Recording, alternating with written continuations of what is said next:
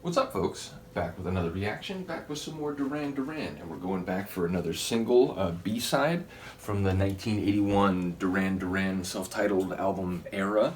And this is another B-side from the single for Careless Memories. And it's interesting, after listening to Canada, I'm not sure again if that's how you pronounce it, but after listening to that tune, which I enjoyed a great deal, I was thinking, like, man, back in the day, if I were, at an age where I was buying vinyl and I had turntables already, Careless Memories, I mentioned it before, it still remains one of my favorite Duran tunes.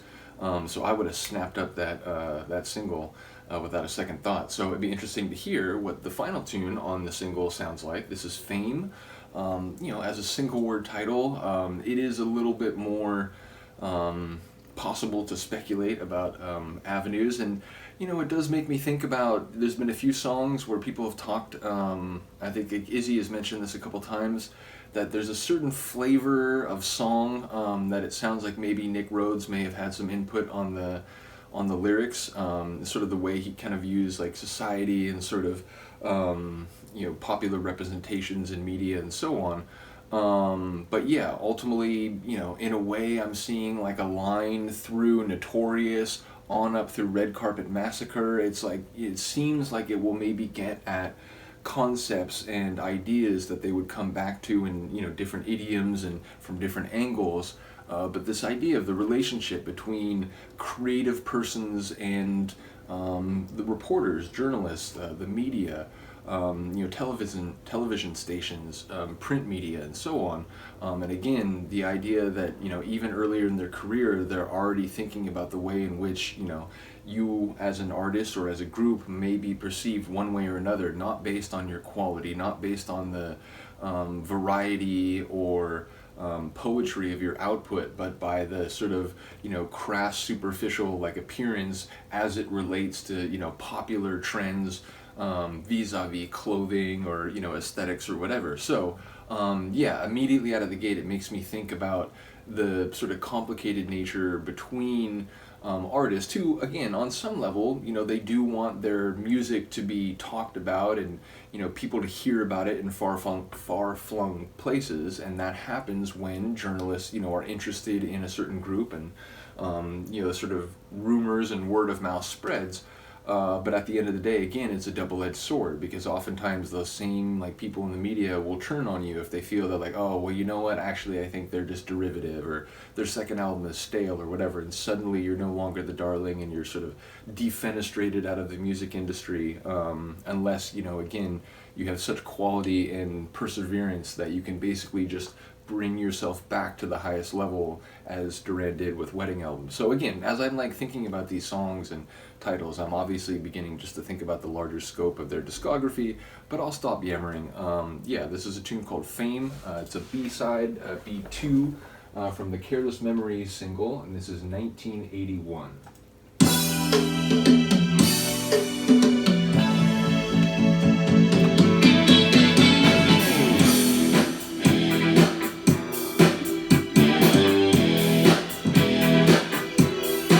Mentioned Notorious, obviously we're years away from that still, but kind of feel like some hard-hitting percussion, some funk. Maybe Power Station would be a more relevant reference.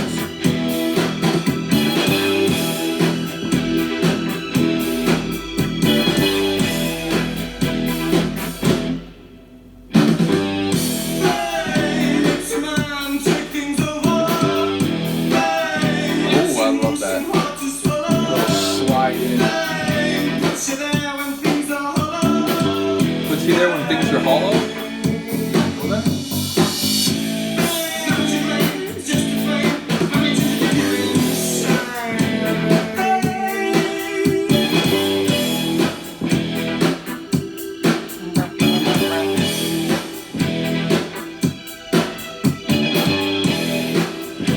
Sort of like winding, spacey sort of layer.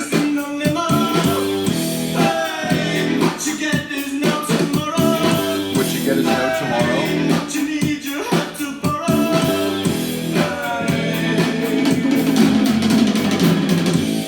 Out of here with that drum roll.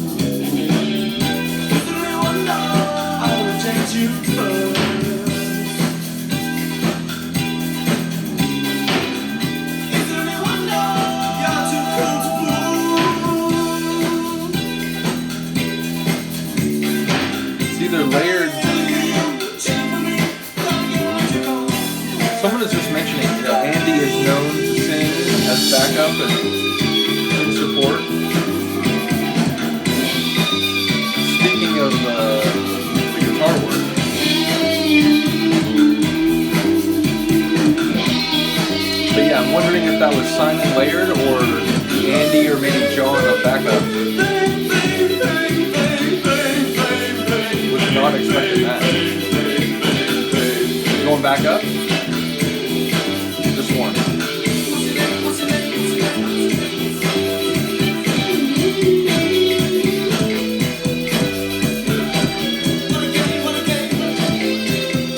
How's like a jam feel like?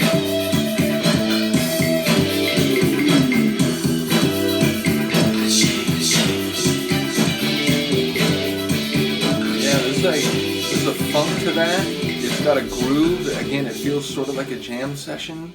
And again, there were some lines there about things being hollow and, there's no tomorrow, which maybe you could interpret as like, when you're famous, you're forced to to live for today always, and it's always like, not what you have in mind, but what people are saying and thinking about you right now. So, not sure.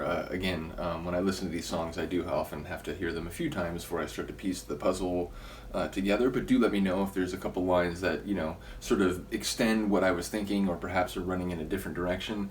But yeah, musically, that's very interesting. There were a couple moments that felt like cheeky or a bit audacious, like that one kind of vocal run that was I think descending at the end. That was quite remarkable. And there was a couple moments where the singing seemed to be a bit on the edge, a bit eccentric, which again I don't mind at all. And I enjoyed the progression of the tune. I enjoyed the beginning, and then like I said, it sort of got into that section where I was concentrating on the vocals, and then by the end I was thinking about sort of that funky kind of groove, like they were just in a long jam session. So yeah, there's a lot going on in the tune, a lot of interesting ingredients.